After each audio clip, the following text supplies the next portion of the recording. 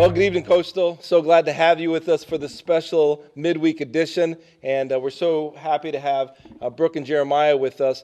You know, this is the first time we've done this kind of online sessions like we did this past Sunday. And though we got a lot of compliments and a lot of encouragement of how the last service went, the number one complaint was, where's the worship? Where's the worship? So we're excited to have some worship for you tonight and also this coming Sunday morning at 10:30. But kind of leads us to our question here is, so we have a lot of people missing worship right now. They feel like there's a void in their life because they weren't able to come together to worship with their congregation. So I want to ask the question to both these guys, how do we address worship, a personal worship, when we're not able to meet in a corporate setting? Well, I think, worship is currently in America kind of going through an identity crisis. What I mean by that is, most of us define worship as the 20 minutes we spend singing together on a Sunday. And I think a lot of people are like, that's gone. What do we do now? And I just want to call attention to, I guess, a couple things. One being that worship is not just, the songs that we sing on Sunday, but it is, it's how we live our lives day to day. And I think for all of us, we could say, okay, so where am I today? Am I staying at home with the kids, which is my case? How can I live for the glory of God in that? How can I worship him in that? Jeremiah, it's going to work. How can you live for the glory of God doing that? And no matter where you find yourself, I think we need to be asking ourselves that question. How can I live in my day-to-day for the glory of God? But I think on a musical level, musically, so, listening to worship music in your car, letting it encourage you, but also singing along to it in your personal devotional time. So what does that look like for you when you say sing along in your personal devotional time? What do you do on an ideal day? Well, I always start my day to the best of my ability alone with the Word of God, and then I pray. But when it comes to worship, I listen to worship a lot. But I think that's because of what I do. Sure, yeah. But I probably listen to worship for at least 6 hours a day. It's It's like in the background when I'm cooking or cleaning or doing dishes, driving. Mm-hmm. But most of that, I'm usually listening to new worship, trying to hear what's out there and try to connect. But a lot of that, I have like a list of 10 songs I love to sing to. So. And do you sing out during the day, yeah. in the car, Yeah. cooking dinner, in the shower, all of that? All of that. Yeah, all of that. And how does that move beyond just being, maybe Jeremiah could answer, we all love music, we listen to music in our cars. How does that move beyond just listening to music or just singing? At what point does that cross over into worship? So just singing, I guess to answer the question, you could just sing about anything if you wanted to, just singing musically. It doesn't have to be a Christian artist, but if you're listening to worship music, the truths that you're singing about are what's important, and that kind of catapults you into a mindset that is just thinking on the goodness of God, thinking on His faithfulness, and so that's the change. That's the difference. I think that I don't know that there's necessarily. I think when you are intentional about listening to worship music for the purpose of praise, it instantly becomes praise. It instantly becomes worship. And I think that's where the crossover happens. Well, guys, this has been great. In a second, we're going to allow these guys to lead us in a time of worship. But this is a great opportunity for them to maybe share for the first time since all of this has been going on. Any final thoughts for us when it comes to the area of worship? So specifically, we've already talked about how important it is to continue in worshiping throughout your daily life, and even whether it be in song or work. But I want to kind of stress the importance of worshiping with your family. Oftentimes we think of worship as an individual thing, but it's definitely something that, even though we're not in a corporate setting with the rest of the church, we can be in a corporate setting with our family.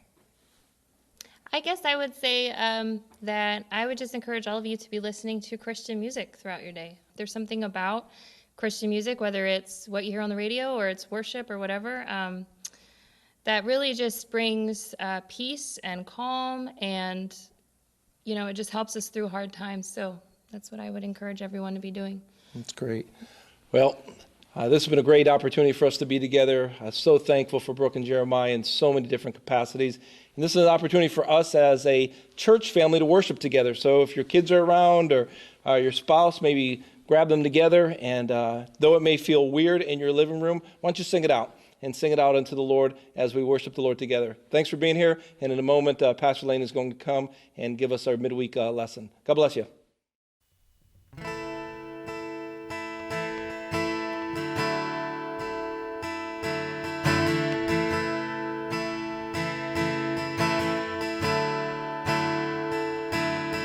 Creation suddenly articulate with 1,000 tongues to lift one cry, and from north to south and east to west we'd hear Christ be magnified.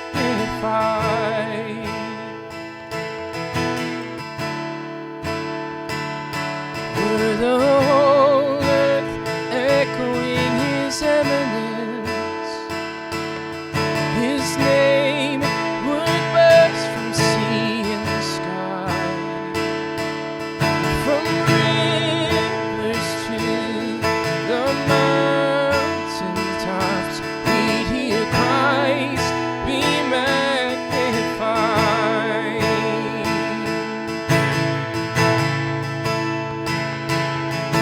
And oh, Christ be magnified. Just let His praise arise. Christ be magnified in me.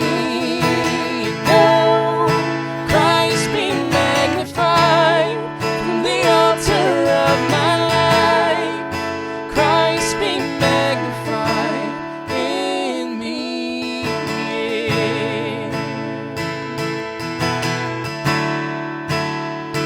When every creature finds its inmost melody, and every human heart its native cry, oh, then in one enraptured hymn of praise we'll sing Christ be magnified.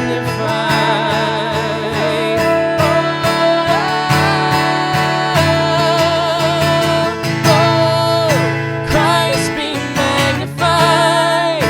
Let His praise arise. Christ be magnified in me. And oh, Christ be magnified from the altar of my life. Christ be magnified in me.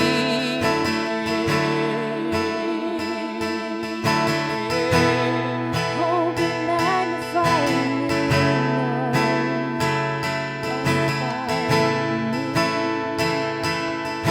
Now I won't bow to idols.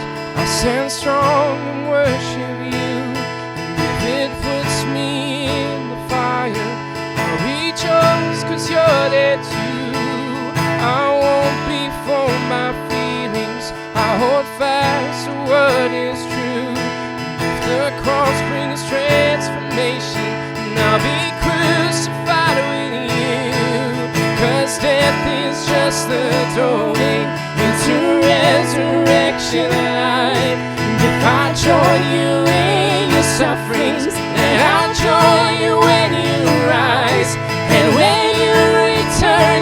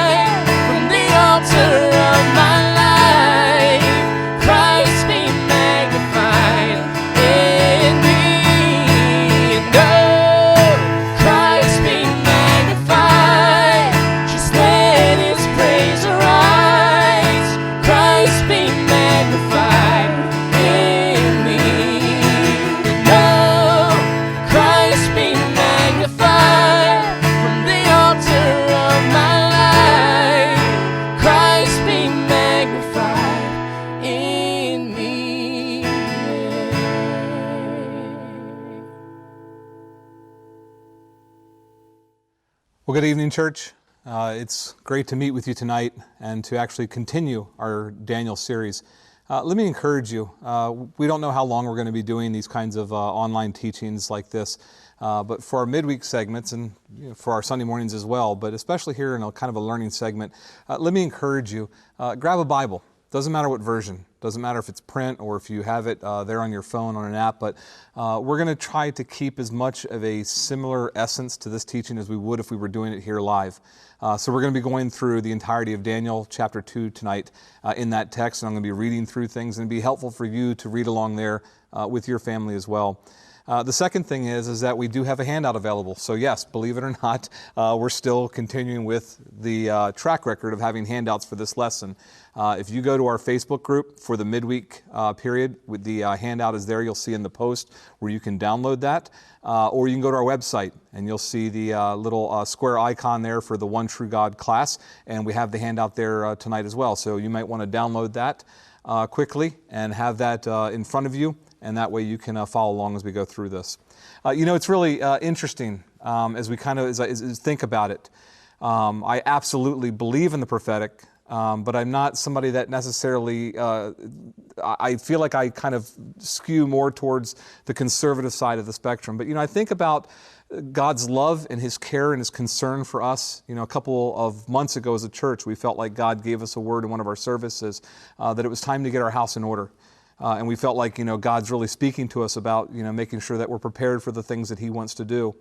And then came along the Sunday morning series about running with horses and about God giving us that passage with Jeremiah about making sure that we really are concerned about being as much as He wants us to be for tough times. And here we are in tough times. And then as we were praying about and thinking through what would be our midweek slot, there were some other topics we actually had slotted ahead of this, but there was really kind of the sense of Daniel's the text we should be talking about, that we want to make sure that we understand that we're an end times church. And that doesn't mean that we're apocalyptic or anything along those lines. It just means that we always keep in mind at all times that we're to be a people that are prepared.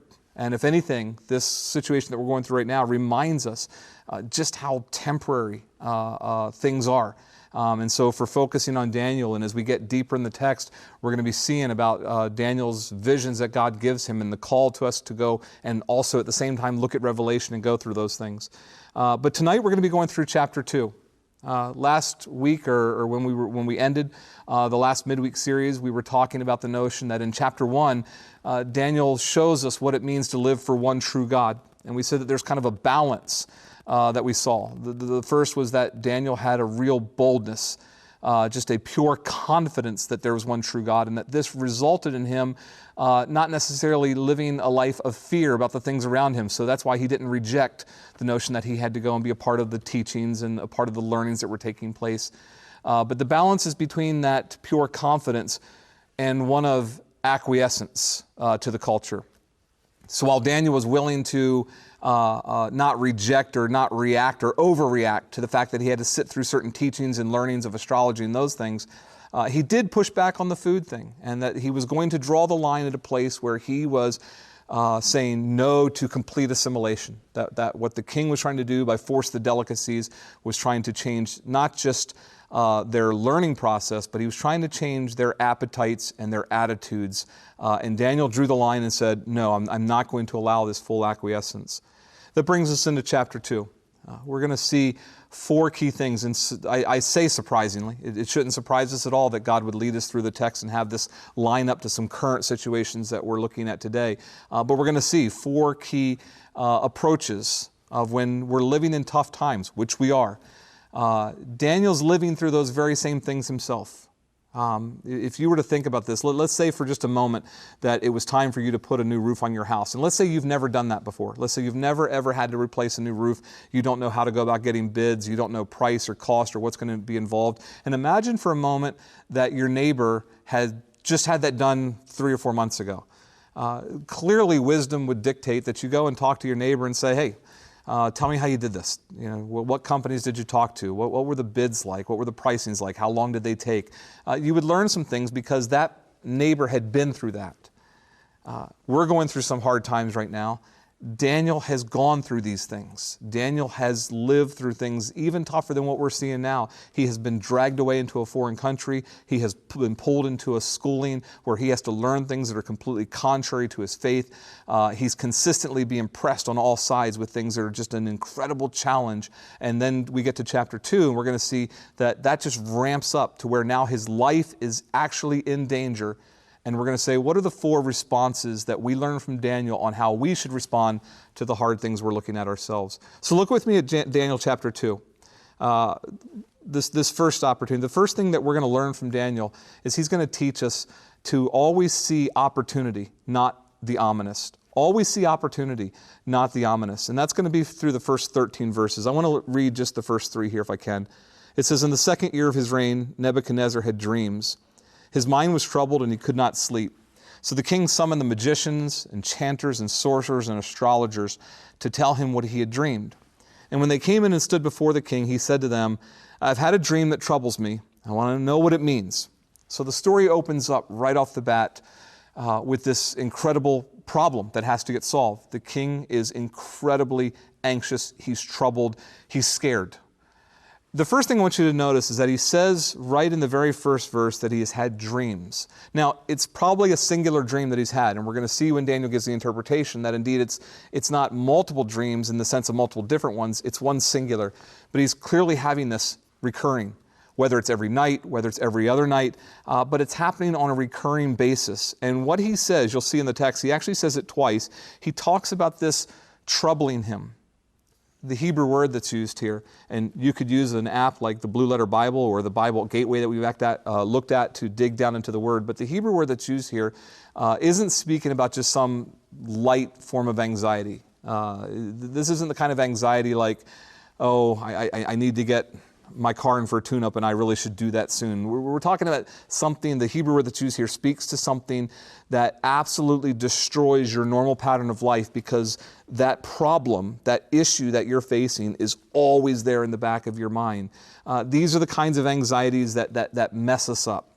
They rob us of sleep. They cause us to snap at our spouse. They call us to yell at our kids when the situation doesn't even warrant it.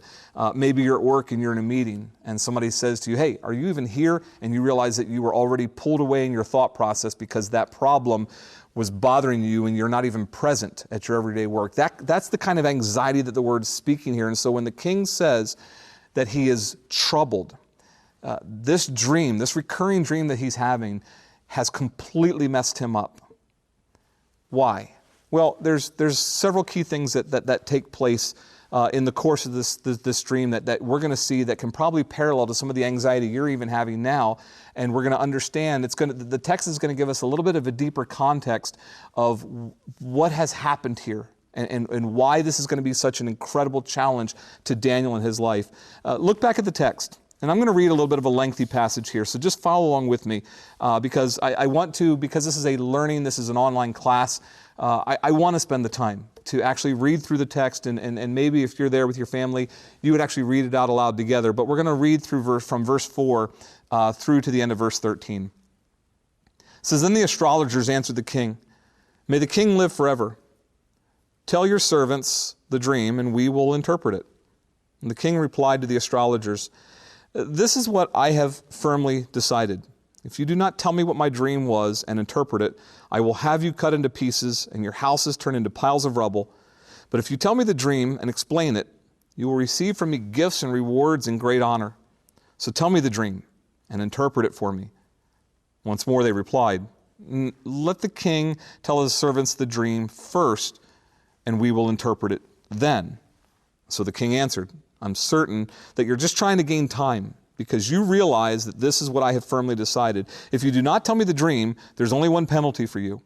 You have conspired to tell me misleading and wicked things, hoping that the situation will change. So then tell me the dream, and I will know that you can interpret it for me.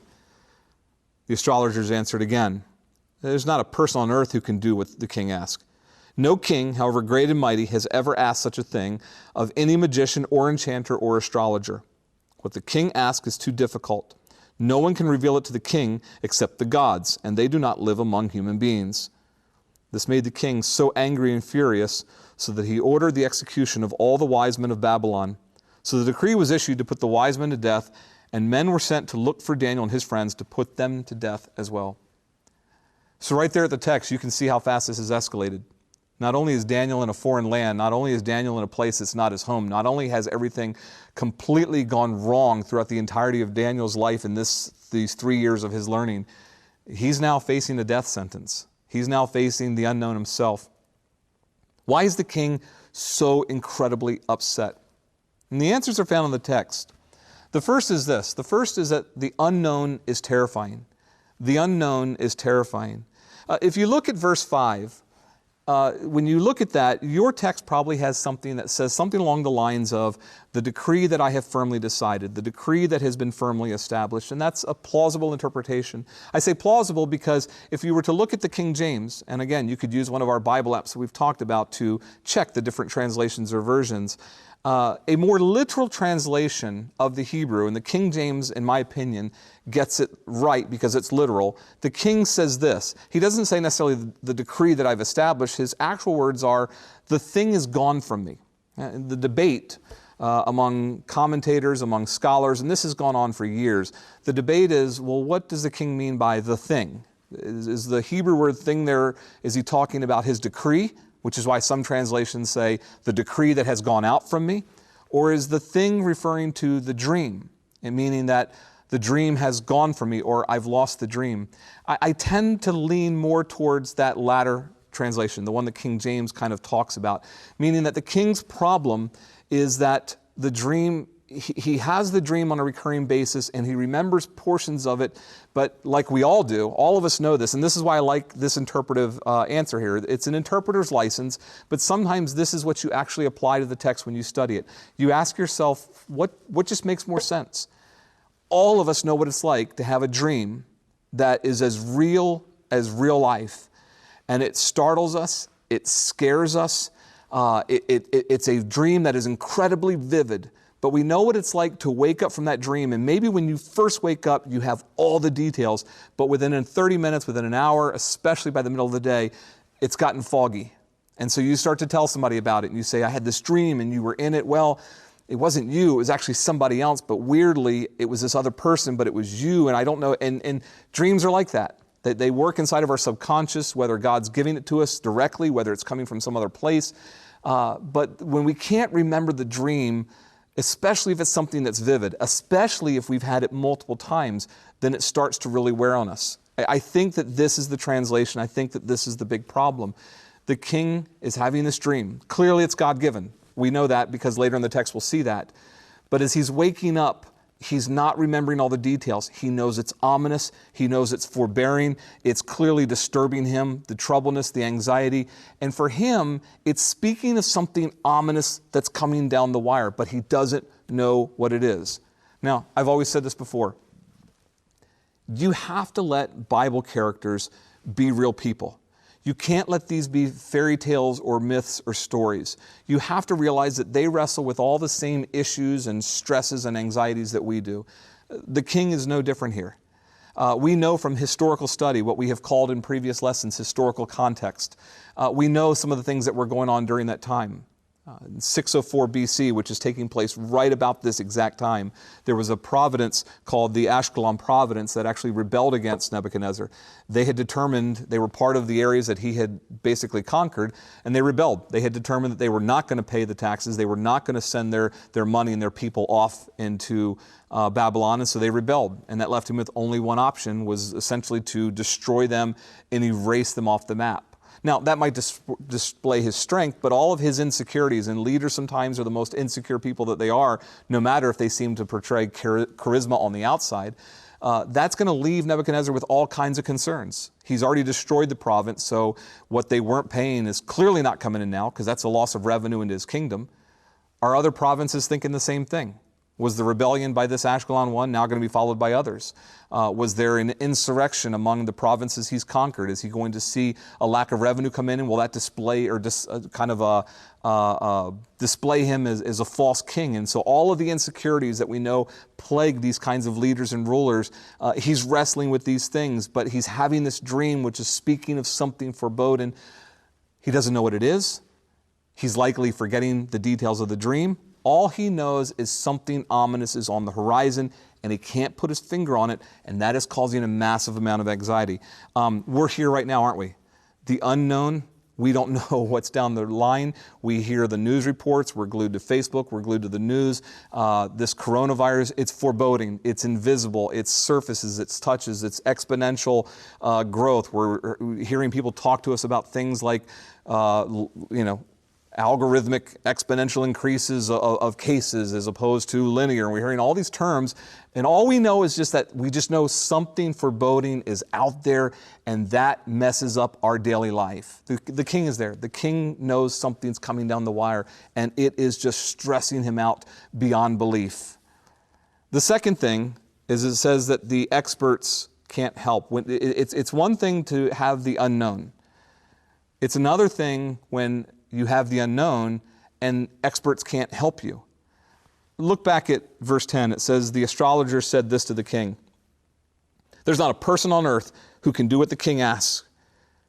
No king, however great and mighty, has ever asked such a thing of any magician or enchanter or astrologer. What the king asks is too difficult. No one can do this. No one. You have to realize this. I think I alluded to this last week. When we talk about magicians and enchanters and astrologers, you can't think Hollywood. These are not people walking in, with grotesque appearances or carrying crystal balls. In king's courts, they had multiple people in those times that were their advisors. You have to think about this more like how the president has a cabinet of advisors. And these magicians, these astrologers, they were more like professors of universities. They had their own libraries. We know from archaeological excavations and the historical evidence we've pulled up.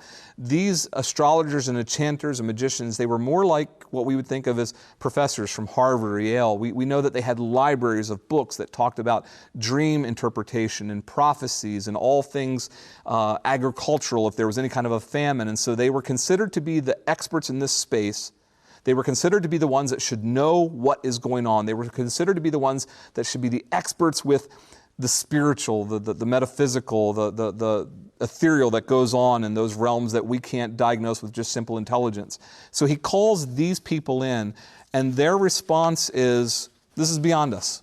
Their response is, look, for them, at least they felt, that dream interpretation was in their wheelhouse. They had libraries, they had all kinds of studies, they had all kinds of ways to interpret these things.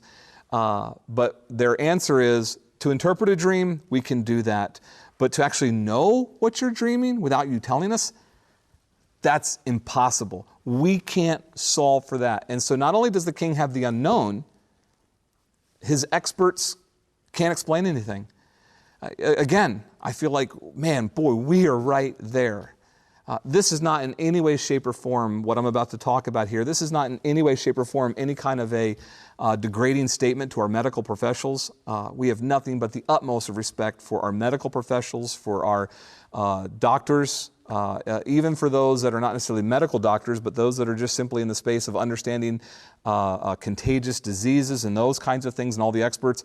Not any kind of a negative deterrent statement against them. But what we're seeing here right now in the midst of this is that we're realizing that for all of our technological advancement, for all of our modernity as a human race, we're still limited. We are massively and incredibly limited.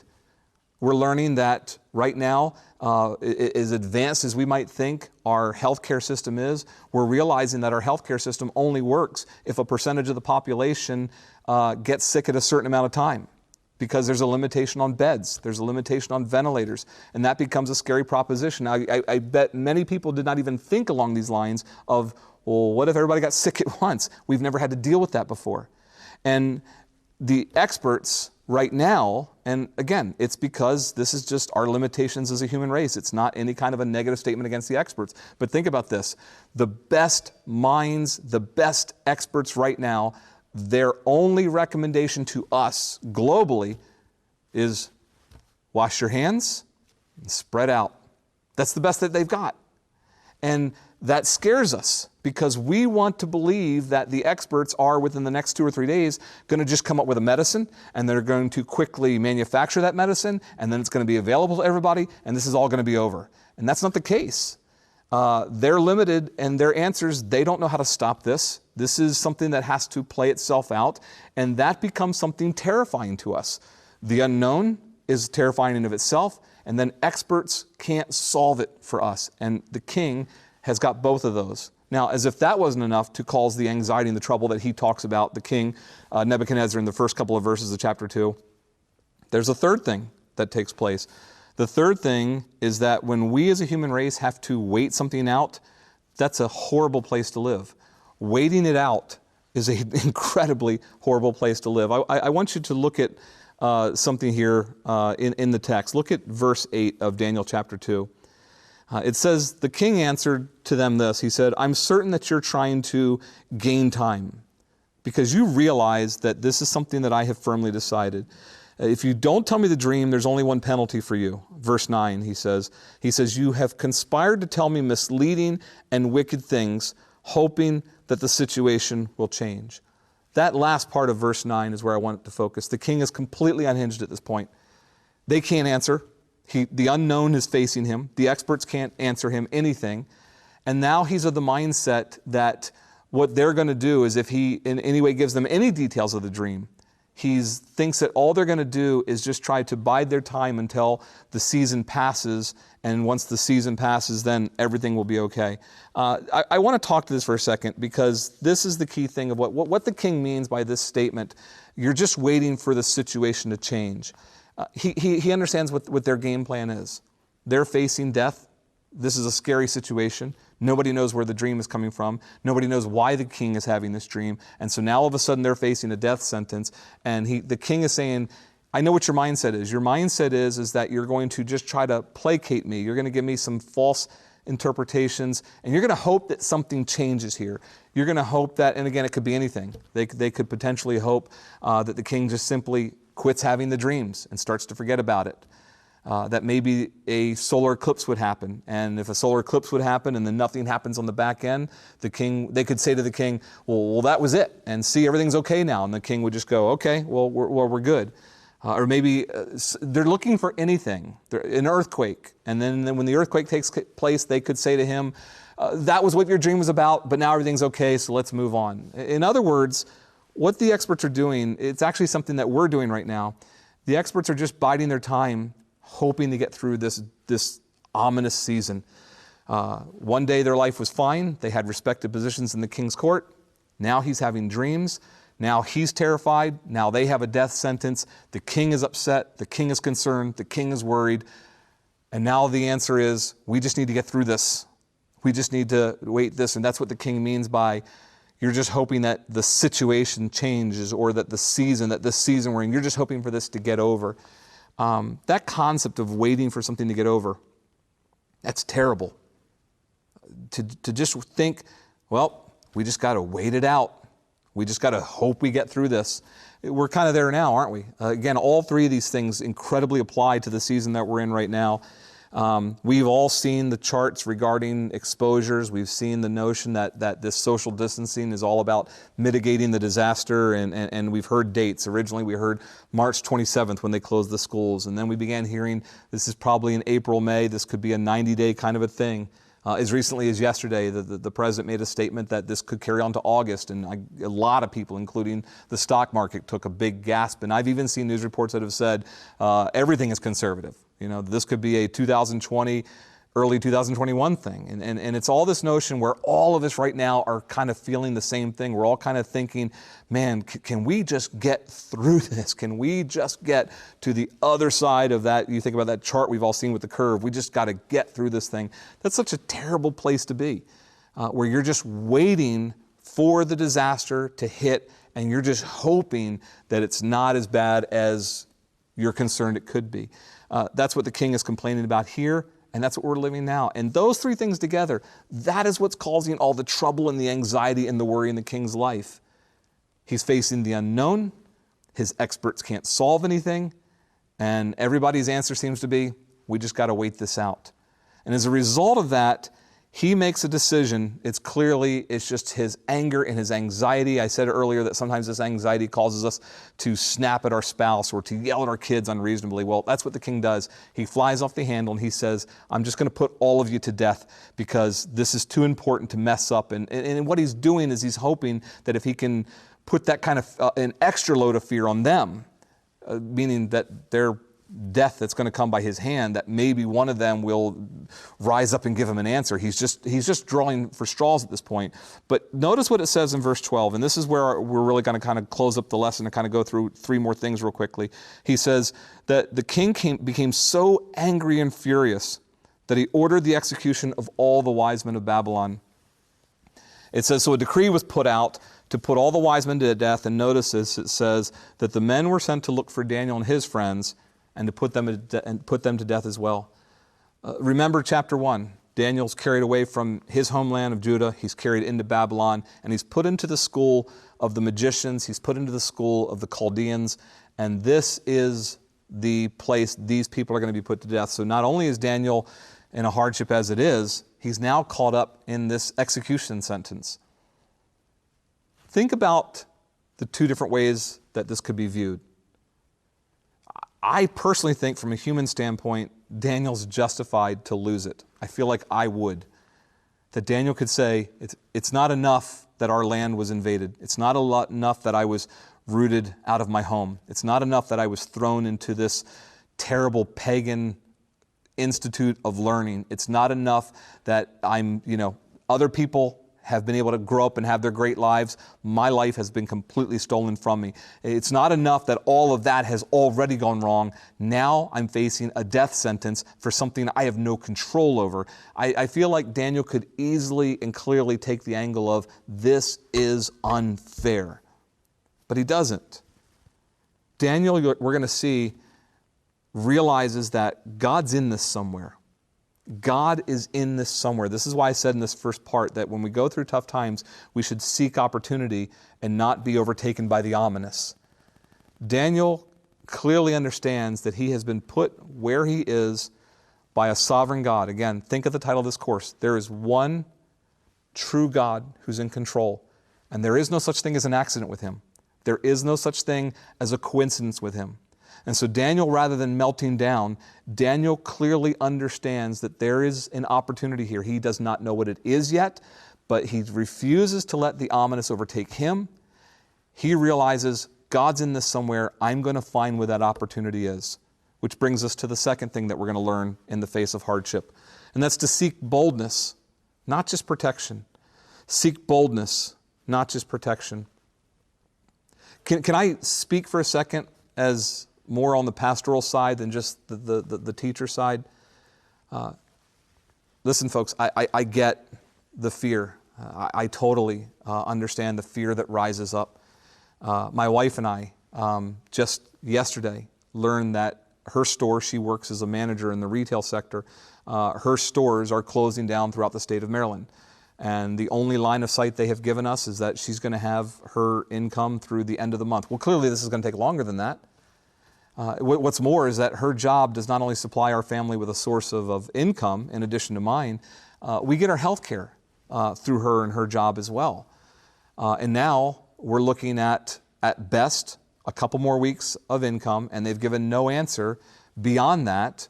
What's going to happen to her job, and are we going to have health care? I mean, think about that. To face the reality that you could lose health care in the face of a global pandemic, which is a health scare, I get it. There are so many elements right now that can increase fear.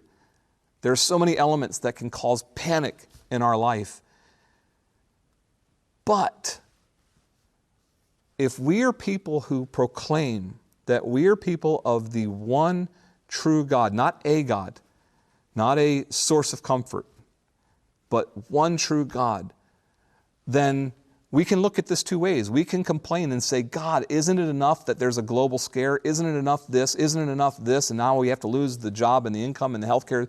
There's all kinds of things to complain and be scared about. Or we could say, wait a second, God's in this.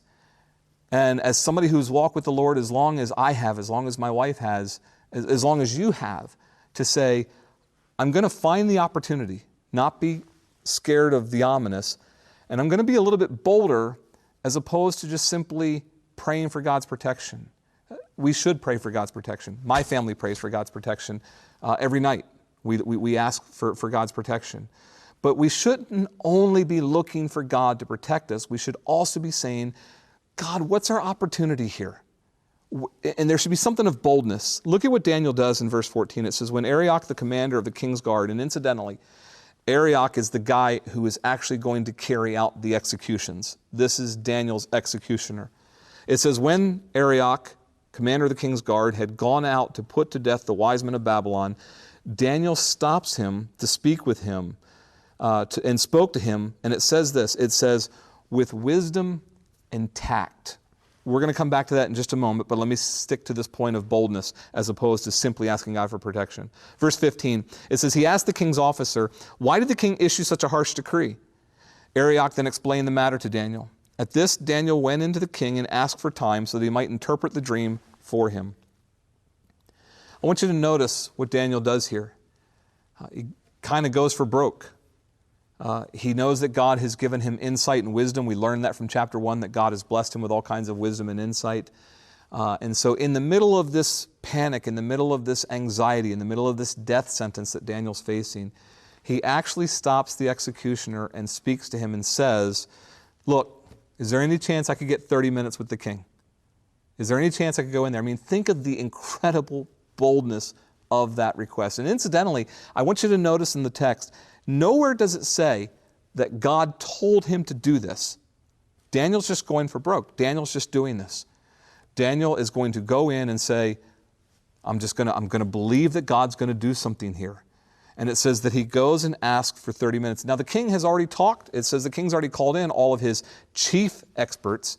This would be like an intern in the White House, a low-level intern who works under a chief-level cabinet position under the president, saying, I know the president dismissed all of the experts of his cabinet, but can I, the intern, go talk to him? He asked for that, and however he reasoned with Arioch, this commander, the decision is given to him, look, I'll find 30 minutes for you. I'll get you in front of the king. Daniel doesn't know what he's going to say. Daniel doesn't have a clue what the dream is yet. He knows nothing about it. He's just stepping up to the plate and saying, I'm going to create the space for God to do something. This is his response in the face of all this. I mean, there's so many examples of this in the scripture. Joseph does this in Egypt. Joseph is the one that realizes that everything from his brothers beating him up to leaving him for dead to selling him into slavery in Egypt was all something of God's intent, and Joseph becomes bold in Egypt to rescue his family. David, as you heard Brian speak this past Sunday during the message, his boldness to do what the entire Israelite army could not do in front of Goliath. David found that boldness. Paul does this in the New Testament when he's brought before Felix. Paul realizes that all of his beatings, his imprisonments, they were not just God being unfair. Paul realizes that all of that was nothing more than a vehicle to get him in front of the right governing authorities so that he could speak of the truth of God to them. This boldness, not just asking for God's protection, but becoming bold to be used by God for something during the time. The third thing is that if we're looking for opportunity, not just the ominous, if we're seeking boldness, not just protection, the third is this that we see with Daniel, is that during these times, we should use balance, not brashness. All I want to say on this point is this, and I just mentioned it. You see that in Daniel chapter 2, verse 14, it says that he spoke to the commander, it says, with wisdom and with tact. With wisdom and with tact. Daniel is not abrasive. Daniel is not brash.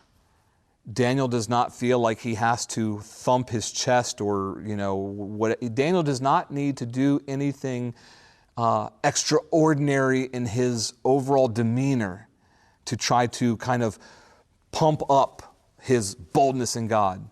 He just trusts God. He moves for broke. He does something bold, but he does something, and apparently something that is so gentle, something that is so respectful of another person, that it wins him this opportunity.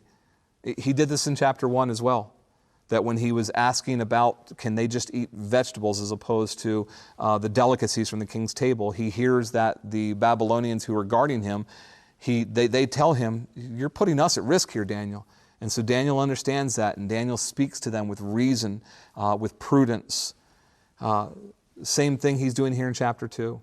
This is very similar to how Paul will write to Timothy, a young pastor in the New Testament, and Paul will tell Timothy that in all of his preaching, that one of the things that Daniel needs to do is that Daniel needs to make sure that his conduct is appropriate, that his approach, that his teaching has soundness to it, that it's not just some charismatic display of loudness and brashness, but that there's wisdom, there's prudence, there's balance. We need to be careful in our interactions with others during this time.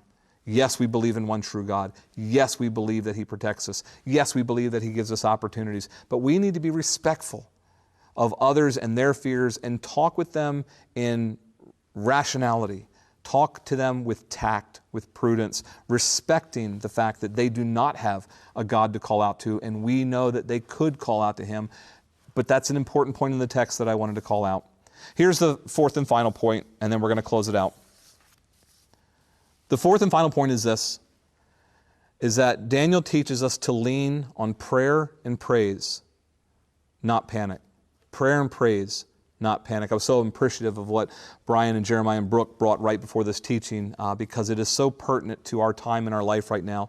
Look at the end of the chapter, Daniel chapter 2, verse 17. It says, "Then Daniel returned to his house and explained the matter to his friends Hananiah, Mishael, and Azariah.